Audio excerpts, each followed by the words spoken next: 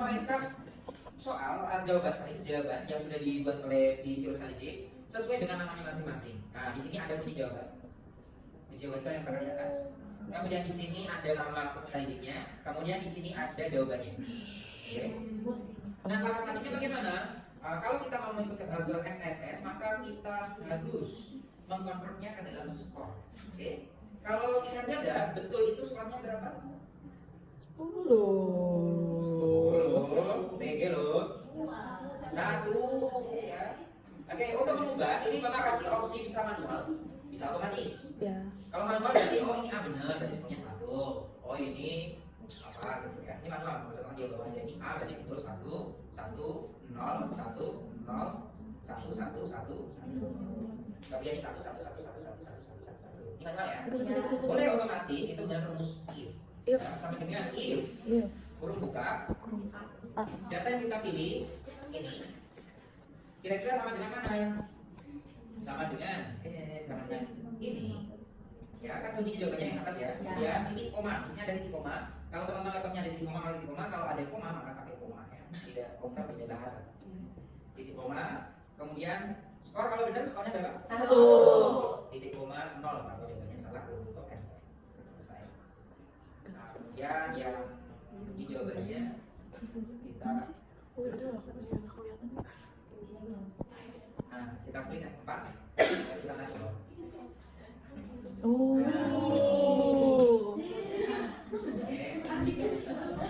Jadi seperti itu.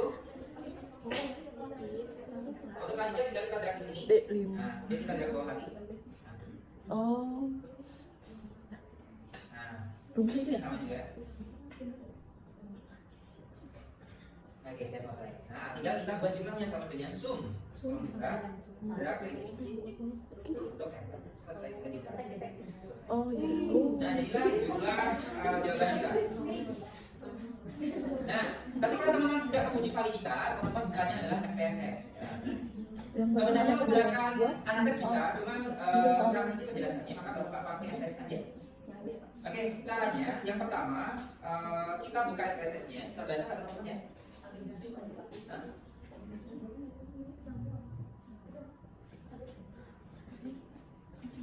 Oh gimana? Minta bukan di grup. Grup. Oke, kita lihat ya. Ya.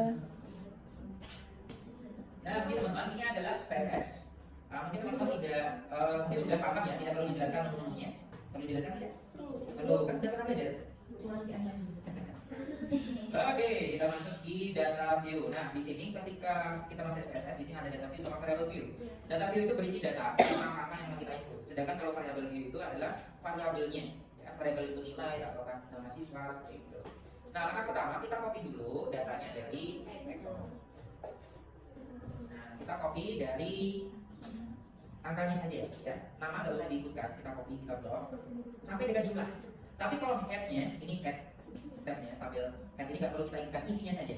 Kalau sudah kita copy, masuk ke lagi ke SPSS, langsung klik kanan, paste. Nah, selesai. Tapi di sini formatnya belum sesuai dengan yang tabel kita, makanya kita sesuaikan dulu nih variable view. Ini nomor item, nomor 1, nomor 2, nomor 3, nomor 4, nomor 5, jumlah.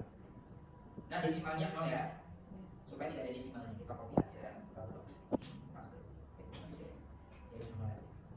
Lalu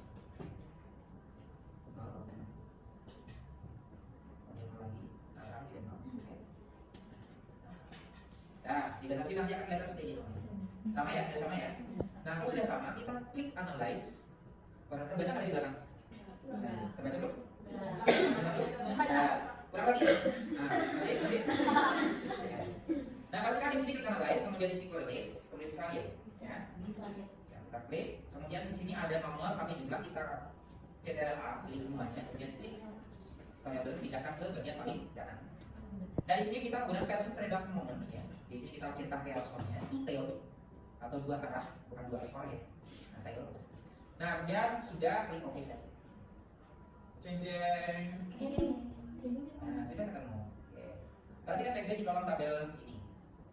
Terbaca di belakang? Terbaca nggak? Oke.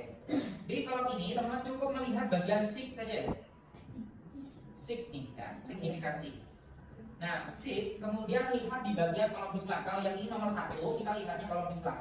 Jika nilai signifikansinya di bawah 0,05, maka soal itu valid. Oke.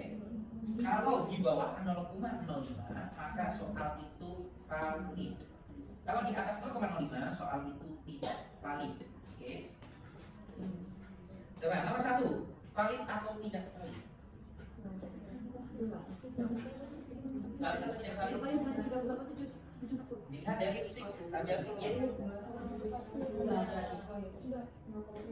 Valid atau tidak? Tidak. Kenapa?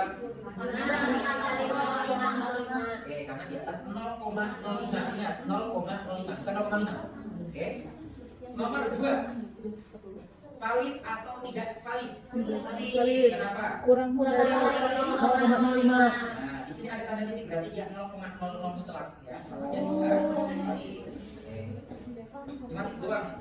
Oke, nomor 3. Valid di bawah 0,05 ya. Meskipun di 0,031 kita lihatnya 2 digit di belakang koma saja. Ya. Ini depannya itu ada 0 sebenarnya. Cuma nilai spesies itu dikosongkan saja jadi 0,031. Satunya kita lihat aja karena 2 digit. Kemudian nomor 4, valid atau tidak? Tidak. Nomor 5? Tidak. Enggak. Emang ya? Insya Allah. Tergantung dari kalian nanti pas pelajarannya. Oke, berarti item nomor 1 tadi valid atau tidak? Tidak. Valid. Nomor 2? Valid. Valid. Tidak. Tidak. Yang 5? Tidak. Jadi ada 3 nomor yang tidak valid. Maka dari itu ketika teman melakukan uji soal ketika tidak valid maka harus direvisi. Ya, harusnya seperti itu. Coba tulisnya ya. Ya. Oke. Kalau teman-teman semua soal ini sudah valid, maka tinggal uji reliabilitas, bukan reabilitas. Reliabilitas. Oke, bukan rea. Reliabilitas. Reliable itu berarti sesuai. Oke, tahu ya bedanya valid dan reliable? Tahu. Oke. Jadi seperti ini untuk uji Ditas. reliabilitas. Reliabilitas. Satu lagi apa? Kalau reliabilitas itu teman-teman harus pastikan itemnya semuanya valid ya. Ya. Ini nanti lanjutnya ke skill reliability analysis. Reliabilitas. Nah, kalau reliability pastikan yang item masuknya hanya item soal saja. Kalau jumlah tidak kita masukkan. Kalau sudah, ini modelnya bisa dengan alpha atau split half Apa itu? atau mungkin Goodman paralel dan string paralel. Ini Yes. komponennya sudah pelajari. Ya, Bapak akan masuk situ, masuk ke alpha. Oke, kalau sudah oke.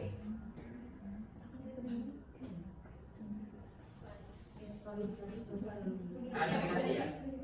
Kita lihat ini. Nah, kan bank alfanya di sini 0,74. Tidak. Berarti Tidak. nah, cuma variabel ini tidak sesuai kenapa item soalnya tidak valid. Karena soal itu bisa jadi valid tapi diuji reliabilitas tidak reliable. Valid tapi tidak reliable atau tidak valid tapi reliable. Bisa jadi seperti itu. Tapi soal itu harus valid dan reliable. Ya, karena valid itu berarti dapat mengukur apa yang diukur, sedangkan reliable itu nanti konsisten. Oke? Tapi untuk validitas kita skip aja dulu. Kita masuk ke instrumen yang lainnya. Oke, kita akan masuk ke dalam anak tes.